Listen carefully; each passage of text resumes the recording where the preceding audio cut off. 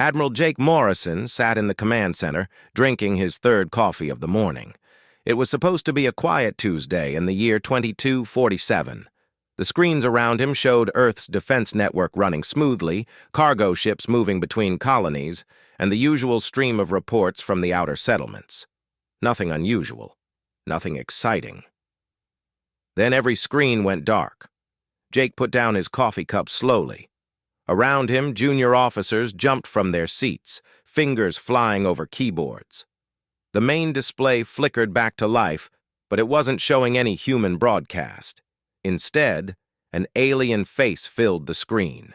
The creature had 4 eyes arranged in a diamond pattern on its elongated skull. Its skin was a dark purple color, and when it spoke, the translation software kicked in automatically. The voice was deep and seemed designed to sound threatening. "Humans of Earth," the alien began, "I am Commander Velnath of the Crithian Empire. We have conquered 40 star systems. Your species has been judged and found wanting. You have 1 Earth year to prepare yourselves. After that time, our fleets will arrive, and your civilization will end. This is not negotiation. This is not a warning. This is a declaration of war." The screen went dark again. For a moment, the command center was completely silent. Jake could hear someone breathing heavily near the back of the room. Then Captain Lisa Bryant, who was standing next to Jake's chair, let out a low whistle. "Well," she said, "that's interesting timing."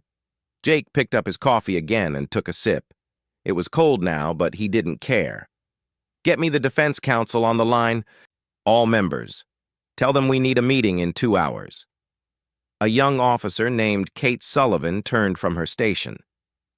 "Sir, shouldn't we, I don't know, sound some kind of alarm? Tell people?" Jake looked at her and smiled slightly. "Tell them what, Lieutenant? That aliens we've never met just declared war on us? Sure, we'll tell people. But first, we need to figure out how we're going to handle this." He paused. "Actually, I think I already know how we're going to handle this." 2 hours later, the Defense Council gathered in a secure conference room deep under military headquarters. The room held 15 people, representing every branch of Earth's military and several civilian leaders. Jake stood at the head of the table, and the alien message played on the screen behind him. When it finished, everyone started talking at once. Jake let them go for about 30 seconds before he raised his hand. The room went quiet. "I've been thinking about this," Jake said, "and I think Commander Velnath just did us a favor." A council member named General Paul Harris frowned. "A favor? They just threatened to exterminate us?" "They gave us a year," Jake replied. "A whole year. And they told us exactly when they're coming. Do you know how rare that is? Usually in war you don't get advance notice. But these Crithians, they're so confident that they announce their invasion like it's a scheduled event." Lisa Bryant, who had been invited to the meeting, stood up. "The Admiral has a point. We've been running military simulations and war games for decades. We train constantly, but it's all been theoretical. We've never had a real opponent to test ourselves against." Dr. Ben Carter, the lead scientist for weapons development, leaned forward. "Are you suggesting what I think you're suggesting?" Jake nodded.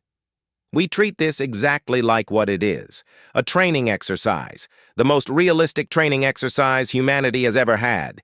These Crithians want to invade us? Fine. Let's use the time they've given us to prepare, yes, but more importantly, let's use them to train our forces in actual combat conditions." "That's insane," someone muttered. "Is it?" Jake asked. "Think about it. For the past 200 years, humans have been expanding into space. We've built colonies, mining operations, trading routes, but we've never fought a space war because there's been nobody to fight. Our military trains endlessly, but it's all simulations.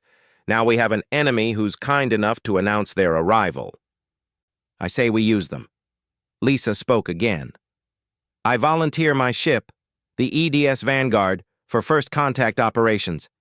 If these Crithians send scouts before the main fleet arrives, we'll engage them. We'll test their tactics, their weapons, their strategies. Every encounter will be a learning opportunity. Ben Carter was nodding now. From a scientific perspective, this makes sense. We can develop countermeasures based on actual Crithian technology rather than guesswork. Every battle gives us data. General Harris still looked skeptical, but Jake could see him warming to the idea.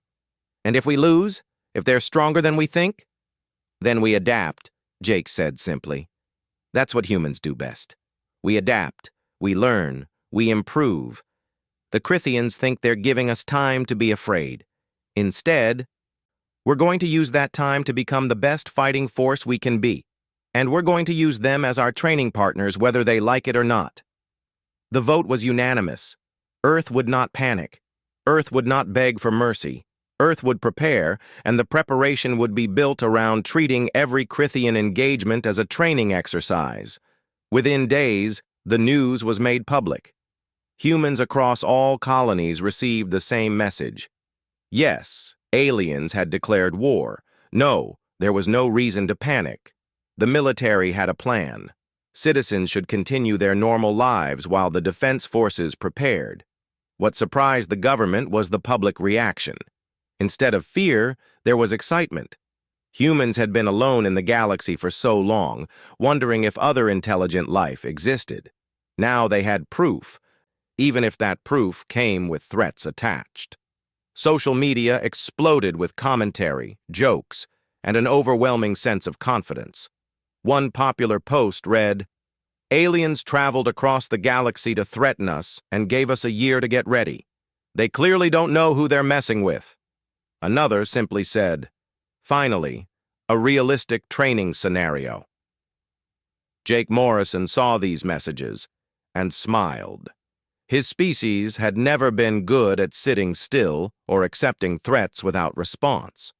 The Crithians expected fear. They expected desperate preparation. They expected begging and negotiation. They were going to get something very different. 3 months later, Lisa Bryant stood on the bridge of the EDS Vanguard as it patrolled near the colony of New Harmony. Her tactical officer, Lieutenant Amy Rogers, was monitoring long-range sensors. "Captain," Amy said suddenly, "I'm picking up 3 unknown signatures at the edge of the system. Configuration matches the descriptions from the Crithian broadcast." Lisa felt her heart rate increase slightly, but her voice was steady. "All hands to battle stations. This is not a drill. Prepare to engage." She paused, then added with a slight smile, "And someone make sure all combat recorders are running. We're going to want to review this engagement thoroughly." The Crithian scouts were approaching, and humanity's training was about to begin. The 3 Crithian scout ships moved through the New Harmony system like predators stalking prey. Commander Velnath watched from his flagship, thousands of light years away, through the data feed transmitted by his scouts. Everything was proceeding as expected. The human colony should be in panic by now, building desperate defenses, sending frantic messages back to Earth. Instead, what Velnath saw made no sense. The human orbital station near New Harmony had massive holographic displays floating in space. They read, "Live fire training exercise, restricted airspace, and warning active war games in progress." "Is this some kind of psychological tactic?" Velnath asked his second-in-command. "Unknown, Commander. Perhaps they are trying to appear unafraid?" Velnath watched as 5 human ships broke orbit and moved to intercept his scouts. The human vessels were smaller than Crithian ships, but moved in tight formation. Their approach was aggressive, not defensive. This was all wrong. On the bridge of the EDS Vanguard, Captain Lisa Bryant studied the approaching alien vessels. They were larger than she expected, with weapon systems that looked quite advanced. This was going to be interesting. "Lieutenant Rogers, what do you think?" Lisa asked. Amy Rogers was hunched over her tactical display, fingers moving rapidly. "They're maintaining a standard attack formation. Weapons are charging. I'd say they're about 2 minutes from firing range." She looked up. "Captain, they're not even attempting stealth. They're confident." Good, Lisa said. Confident enemies make mistakes. All ships, maintain formation. When they open fire, execute scatter pattern Delta and regroup at Point Charlie. I want to see how fast they can track multiple targets. The Crithian scouts opened fire first. Purple energy beams lanced through space, striking the Vanguard's shields. The ship shuddered, and damage reports started coming in.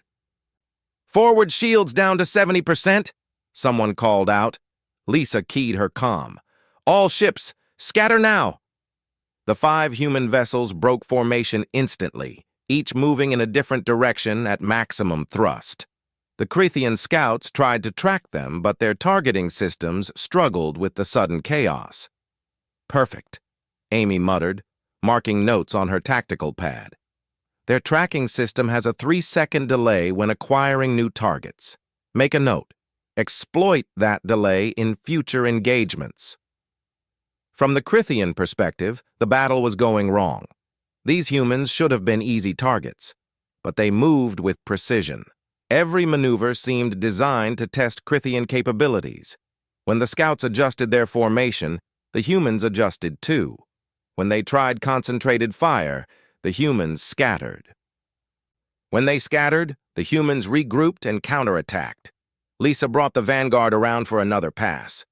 "Target their lead ship. Fire all forward batteries. Amy, watch how their shields react. I want detailed readings." The Vanguard's weapons struck the Crithian vessel, and Amy's eyes widened. "Captain, their shields are strong, but look at this. When hit with multiple simultaneous impacts, there's a momentary weakness at the center point. It's only a fraction of a second, but it's there." "Excellent observation," Lisa said. "That goes in the report.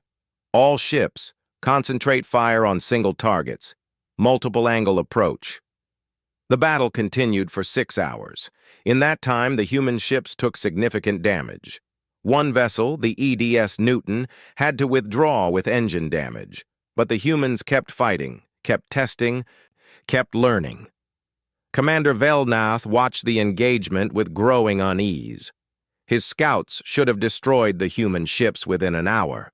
Instead, the battle had turned into a grinding exchange, where humans seemed more interested in studying Crithian tactics than in winning. The human communications were open, and Crithian translators picked up fragments. The conversations were strange. "Nice shot. Did you see how their shields flared? Get a recording of that. Mark that maneuver. We'll want to practice counters to it. Excellent data on their weapon range. Updating the training manual now." Finally, after 6 hours, the human ships began to withdraw. Not in defeat, but in an orderly retreat. The Vanguard, which had taken the most damage, sent a final transmission that made Velnath question everything he thought he knew about humans. Training exercise time limit reached. All ships returned to base for debrief and damage assessment. Excellent work today, people. The enemy provided valuable tactical data. The Crithian scouts, damaged and confused, did not pursue. They regrouped and sent their report back to the Empire. Back at New Harmony Station, Lisa Bryant gathered her crew for the after-action review. Everyone was tired, several were injured, and the ship had taken serious damage. But the mood was oddly upbeat. "Okay, people," Lisa said, pulling up tactical displays. "Let's go through this engagement step by step. What did we learn?" Amy Rogers stood up. "The Crithian ships are tough, but they're not invincible. Their shields have that weakness we identified. Their weapons are powerful, but have a longer recharge time than ours. And their formations are rigid. They don't adapt quickly to chaos." A pilot named Danny Price raised his hand. "Captain, their ship-to-ship communication seems slower than ours. When we scattered, it took them several seconds to coordinate a response. We might be able to exploit that." "Good catch, Price," Lisa said, making a note. "Dr. Carter is going to love this data. Ben, you getting all this?" On the screen, Ben Carter appeared from his lab on Earth. "Every second, Captain. I'm already working on weapon modifications based on what we learned about their shield frequencies. Send me the full combat recordings when you can." Lisa nodded. "Will do. Now, let's talk about what we did wrong." The Newton took unnecessary damage because we underestimated their weapon range. That's on me. We need better intelligence on their capabilities before the next engagement." "Next engagement?" one of the younger officers asked nervously. Lisa smiled. "Of course. This was just the first training session. We learned a lot, but we have 9 more months before the main Crithian fleet arrives. We need to use that time wisely. Every encounter with them makes us better." The meeting continued for another 2 hours, with every detail of the battle analyzed, discussed, and recorded. When it finally ended, Lisa compiled everything into a comprehensive report. She titled it After Action Review, First Contact Training Exercise, and transmitted it not just to Earth Command, but on open channels that she knew the Crithians could intercept. Commander Velnath received the human report 2 days later. He read it in disbelief. The humans had documented every Crithian tactic, every weapon characteristic, every shield frequency. They had analyzed their own mistakes and planned corrections. And they had rated the Crithians as an excellent training opponent with good potential for advanced combat scenarios. Velnath called an emergency meeting with his senior officers. "I need to understand something," he said, projecting the human report on screen. "Are the humans mocking us? Is this some elaborate psychological warfare?" His tactical officer shook his head slowly. "Commander, I don't think so. I've been studying their communications. They genuinely seem to view our attack as a training exercise. They took casualties, their ships were damaged, but their response is to analyze and improve." "That's impossible," Velnath said. "We declared war on them. We attacked their colony. How can they treat this as training?" "I checked their historical databases," another officer said quietly. "Humans have been at war with each other for their entire history. Thousands of years of constant conflict. Fighting is not something they prepare for occasionally. It is something they do constantly. They have entire institutions dedicated solely to training for combat." Velnath sat down heavily. "Are you telling me that we declared war on a species that never stops preparing for war?" "It appears so, Commander." For the first time since the invasion was planned, Velnath felt something he hadn't expected to feel. He felt worried. 6 months had passed since the first encounter at New Harmony. For the Crithian Empire, those months had been frustrating and confusing. Every time they sent ships to attack human positions, the same pattern repeated. Humans fought back, took damage, learned from the engagement, and then withdrew to analyze their performance. Commander Velnath had lost 12 scout ships and 4 cruisers, not destroyed, but damaged badly enough that they had to return for repairs. The humans had lost ships too, and Velnath knew they had casualties. But instead of weakening human resolve, each battle seemed to make them stronger. Now, the Crithian High Command had ordered a major offensive. 60 warships would attack New Boston, humanity's most important outer colony. This was no longer a scouting mission. This was meant to show humans the true power of the Crithian Empire. Velnath stood on the bridge of his flagship as the fleet entered the New Boston system. Around him, his officers worked with quiet efficiency. This time, there would be no mistakes. This time, they would crush human resistance so thoroughly that Earth would have no choice but to surrender. "Commander, we're detecting multiple human vessels," the sensor officer reported. "I'm counting 40 ships." Velnath frowned. 40. Intelligence suggested there would be perhaps a dozen defending this colony. "Are you certain?" "Yes, Commander. 40 confirmed contacts. They're moving to intercept us in formation." On the EDS Vanguard, Captain Lisa Bryant reviewed the tactical situation. The Crithians had finally committed real force to an attack. This was the opportunity she had been waiting for. "How many ships did they bring?" she asked. 60, Captain," Amy Rogers replied. She was a commander now, promoted after her exceptional performance in previous engagements. "They outnumber us, but not by much." Lisa smiled. "They think 60 ships is overwhelming force. Let's show them what 6 months of training can do. All ships, assume formation pattern Omega. Execute on my mark. Admiral Jake Morrison watched the battle unfold from Earth Command. Next to him, Dr. Ben Carter was almost bouncing with excitement. Look at that formation, Ben said, pointing at the tactical display. Every ship knows exactly where to be. That's months of drilling paying off. Jake nodded. Bryant has rotated every combat unit through active engagements with Krithian forces. Some of our crews have faced them 4 or 5 times now. They know Krithian tactics better than the Krithians do. The Battle of New Boston began with a massive exchange of fire. The Krithian fleet opened up with their full arsenal, purple energy beams crossing space in a deadly light show. The human ships scattered, but not in panic. They moved in coordinated patterns, each ship covering another, shields overlapping in ways that the Krithians couldn't predict. Commander Velnath watched in growing alarm as his tactical displays showed something impossible. The humans were fighting with the precision of veteran forces. Every maneuver countered a Krithian tactic. Every attack exploited a weakness that shouldn't have been known. "How are they doing this?" he demanded. His tactical officer looked pale. "Commander, they've been studying us. Every engagement we've had, they've recorded and analyzed.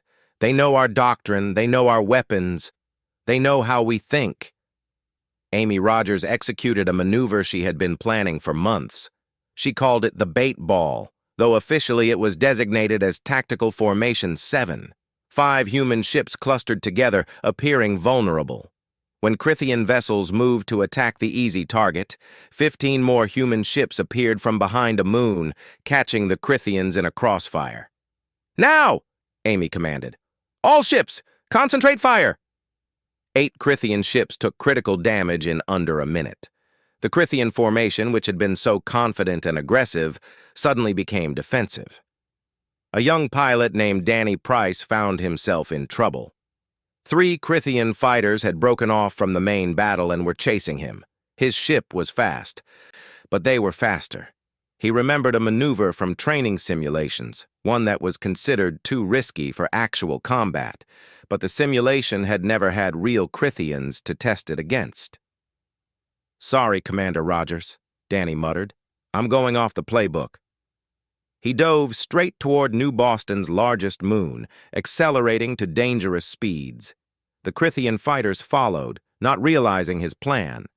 At the last possible second, Danny pulled up sharply, using the moon's gravity to slingshot himself away at a new angle. His ship groaned under the stress, but it held.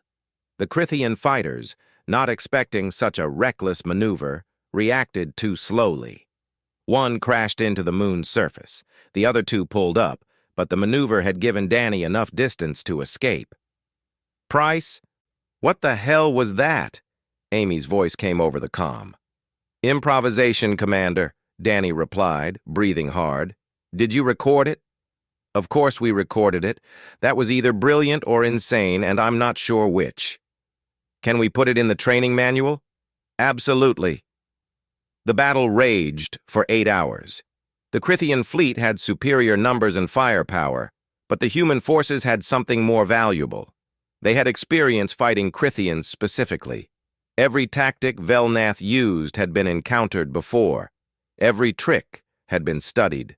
Dr. Ben Carter's weapons performed exactly as designed. 6 months ago, he had only theories about Krithian technology. Now, he had hard data. The weapons his team had developed were specifically designed to counter Krithian shields, to exploit the weaknesses Amy Rogers and others had identified. A communications officer named Kate Sullivan was having the time of her life. She had spent months studying Krithian communication protocols. Now she was jamming their frequencies, causing confusion in their fleet coordination. Every time the Krithians tried to switch to a new channel, she was already there, waiting. "Captain," Kate called out, "I'm picking up increasingly frantic communications between Krithian command ships. They're trying to reorganize, but our jamming is causing major coordination problems." "Keep it up," Lisa replied. Every second they're confused is a second they're not shooting at us effectively. Commander Velnath finally admitted to himself what he should have realized months ago. The humans were not lucky. They were not fighting desperately. They were fighting with skill and precision that came from relentless training and adaptation. His flagship shuddered as human weapons found their mark. Shields were failing across his fleet. Ships were retreating without orders, their captains making independent decisions to save their vessels. "All ships withdraw," Velnath ordered. "Retreat to jump point and prepare for emergency departure." The Crithian fleet began to pull back, leaving behind damaged vessels and debris. The human forces pursued for a while, then stopped. To Velnath's continued confusion, the human ships regrouped and began broadcasting on open channels. "All ships, cease pursuit," Lisa's voice echoed across space. "Begin damage assessment and casualty reports. Prepare for after-action debrief in 6 hours. Good work today, people." "We identified several new tactical opportunities during this engagement." The Battle of New Boston was over. The Crithians had been fought to a standstill by a human force they should have overwhelmed. As Velnath's fleet limped away, he composed a message to the Crithian High Command. It was not the victorious report he had expected to send. "The humans are not preparing for war," he wrote. "They are perpetually ready for war. Every battle we fight teaches them more than it teaches us. Every encounter makes them stronger. We are not fighting a civilization rising to meet a threat. We are fighting a species for whom combat readiness is a natural state of being." On the bridge of the Vanguard, Lisa Bryant looked at the tactical displays showing the retreating Crithian fleet. She felt tired, and she knew several good people had died today. But she also felt something else. Pride. "Amy, start compiling the combat data," she said. "I want a full analysis ready for the fleet-wide review tomorrow. Every ship captain needs to see what worked and what didn't." "Already on it, Captain," Amy replied. She paused. "You know, the Crithians are going to come back eventually, probably with even more ships." "I know," Lisa said. "And when they do, we'll be even more ready than we are now. That's the point of training. You never stop getting better." 3 months remained before the Crithian Grand Fleet was scheduled to arrive at Earth.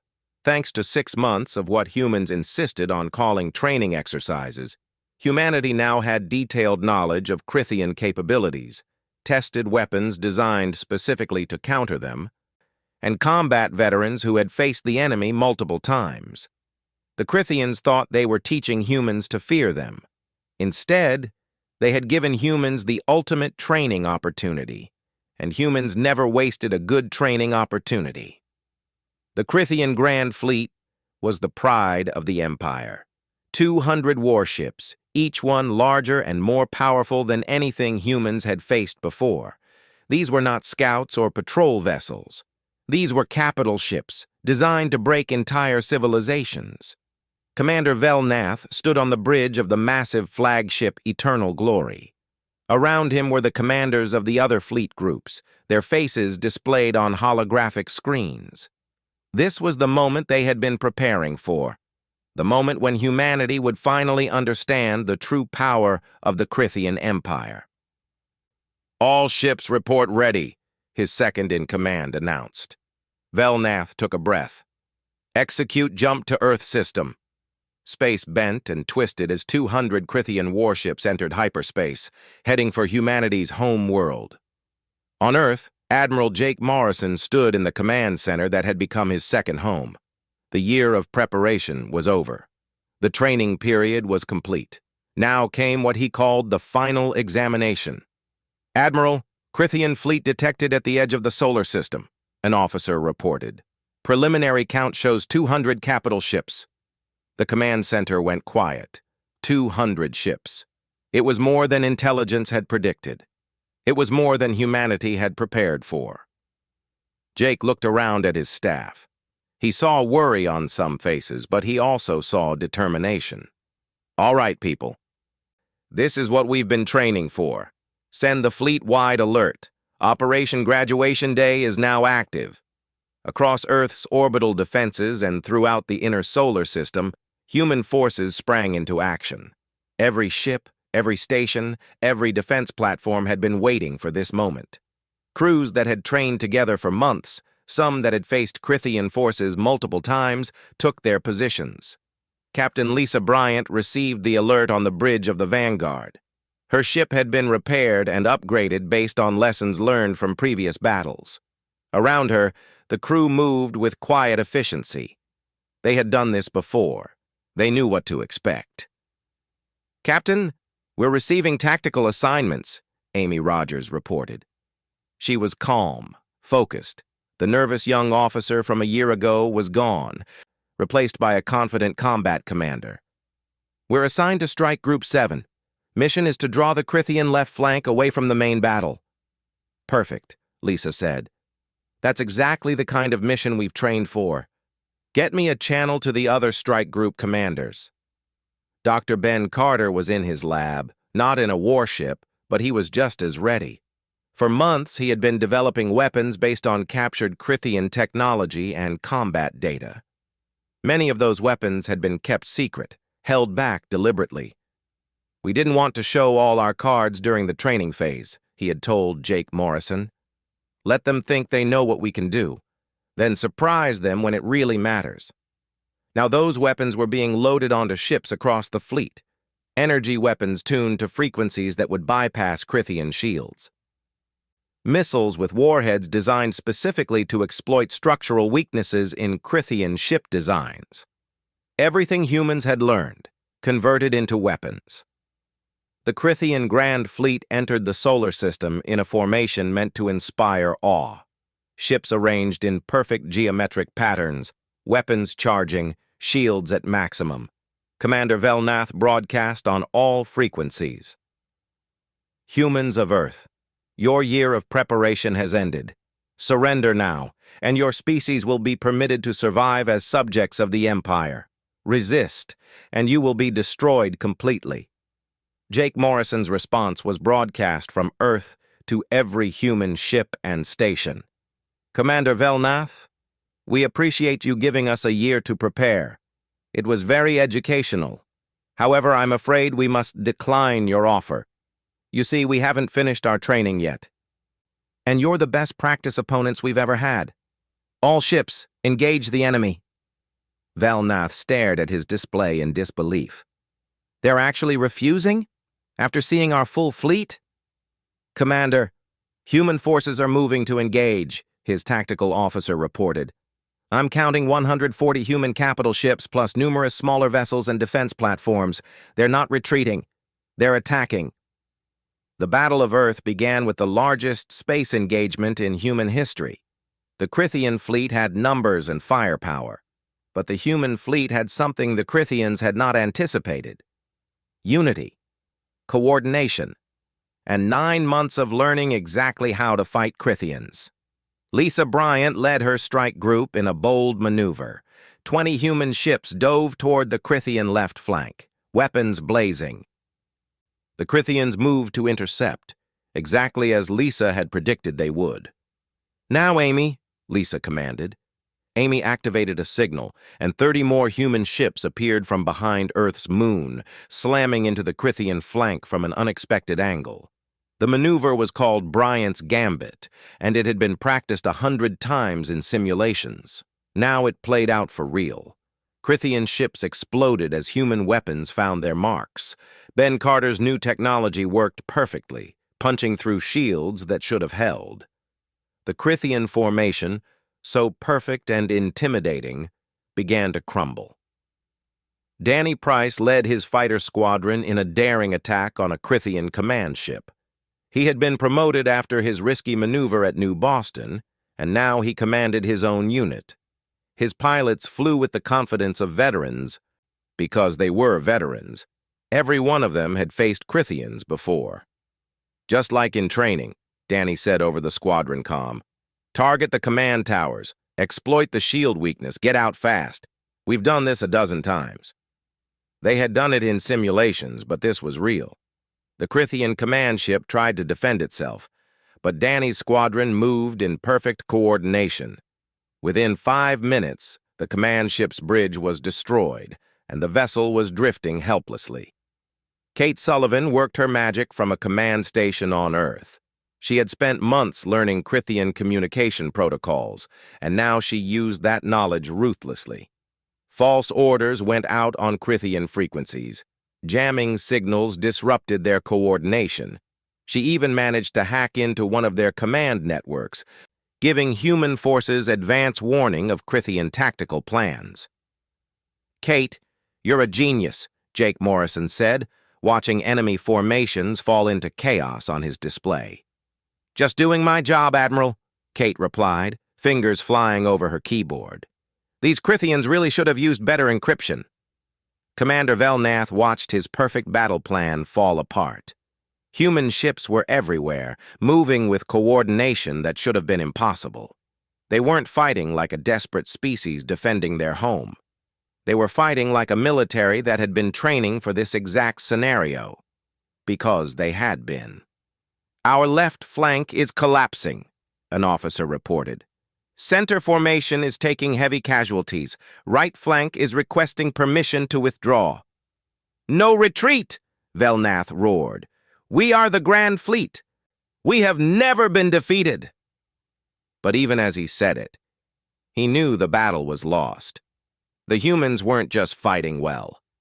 They were fighting with specific knowledge of Krithian weaknesses, with weapons designed to exploit those weaknesses, with tactics that countered every Krithian strategy. A massive explosion rocked the eternal glory as a coordinated human strike hit the flagship. Shields failed. Hull breaches appeared across multiple decks. Emergency systems screamed warnings. "Commander, we must evacuate the flagship," his second-in-command said urgently. Velnath looked at the tactical display one more time. 2/3 of his fleet was destroyed or disabled. Human casualties were significant, but far lower than they should have been. Far lower than any Krithian projection had predicted. "All ships," he said quietly. "General retreat. Fall back to Imperial space." The remaining Krithian ships began to withdraw, jumping to hyperspace as quickly as they could. The mighty Grand Fleet that had entered the system with such confidence was now fleeing in disorder. As the last Krithian ship disappeared, Jake Morrison stood in the command center and looked at the casualty reports. Too many good people had died today. Ships were destroyed, families would grieve, but Earth was safe. Humanity had survived. "All ships, stand down from combat status," he ordered. Then, because he was who he was, he added, "Prepare for fleet-wide after-action review. Schedule it for tomorrow at 0800 hours. I want detailed reports from every engagement. We did well today, but I noticed several areas where we can improve." Lisa Bryant heard the order and smiled tiredly. "You hear that, Amy? We won the biggest battle in human history, and the Admiral wants to know how we can improve." Amy laughed. "That's humans for you, Captain. We never stopped training." 3 weeks after the Battle of Earth, a single Krithian ship entered the solar system. It was not a warship. It was a diplomatic vessel, transmitting peaceful intentions on all frequencies. Commander Velnath himself was aboard, but not as a military commander. He came as an ambassador, sent by a humbled Krithian empire to negotiate peace. Admiral Jake Morrison greeted him in a conference room aboard an orbital station. Velnath had expected to meet grim warriors, faces hardened by battle. Instead, Morrison was reviewing training schedules on a datapad when the Krithian commander entered. "Commander Velnath," Jake said, standing and offering his hand in the human gesture of greeting. "Welcome. Please sit." Velnath sat carefully, studying the human admiral. "You were watching training exercises, even now after your victory?" Jake looked surprised. "Of course. The next generation of pilots needs to be ready. We have a new batch graduating from flight school next month. They need to learn from what we experienced during the war." He paused. "Well, what you call a war. We still call it the training period." "I need to understand something," Velnath said. "My empire declared war on your species. We attacked your colonies. We killed your people. Yet you treated the entire conflict as practice for something else. How is this possible?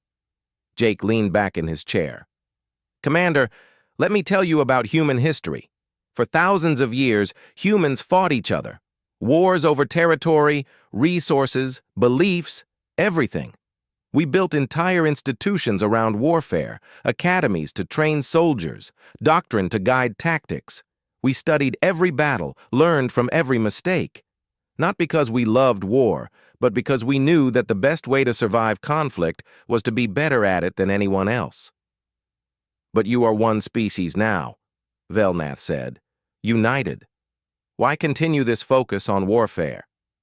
Because we knew we weren't alone in the universe, Jake replied. We just didn't know when we would meet others, so we kept training, we kept improving.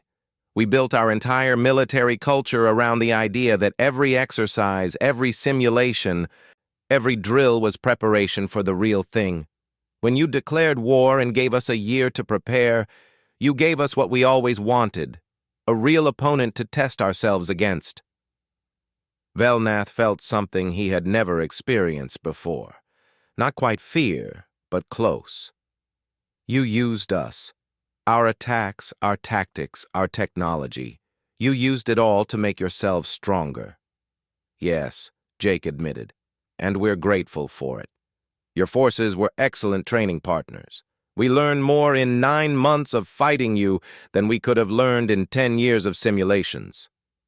The peace negotiations took 2 weeks. The Crithian Empire, facing the reality that humanity was far more formidable than anyone had imagined, agreed to all of Earth's terms. Cease all hostilities, open diplomatic relations, share technological data. It was the last term that confused Velnath most. You want our military data? Our tactical information? Why? Captain Lisa Bryant was present for that part of the negotiation. She smiled. Because your tactics were excellent, Commander. We'd like to study more advanced scenarios, different fleet compositions, different strategic approaches. It's valuable training material. You want to use our own military knowledge to prepare for future conflicts? With us? With anyone, Lisa corrected. The galaxy is a big place. There might be others out there even more dangerous than the Crithian Empire. We need to be ready. As the peace treaty was finalized, Velnath spent time learning about humanity. What he discovered was both fascinating and disturbing. Humans had military academies on every major colony. They ran constant training exercises. Every ship captain, every pilot, every soldier spent more time training than doing anything else.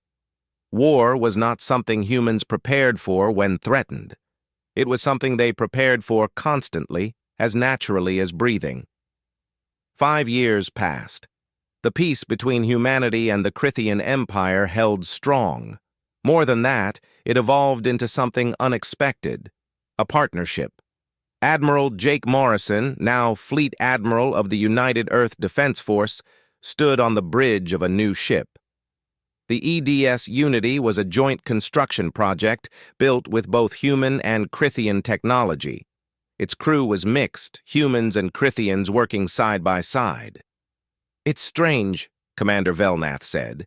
He served as the Unity's second in command, a position he had never imagined holding.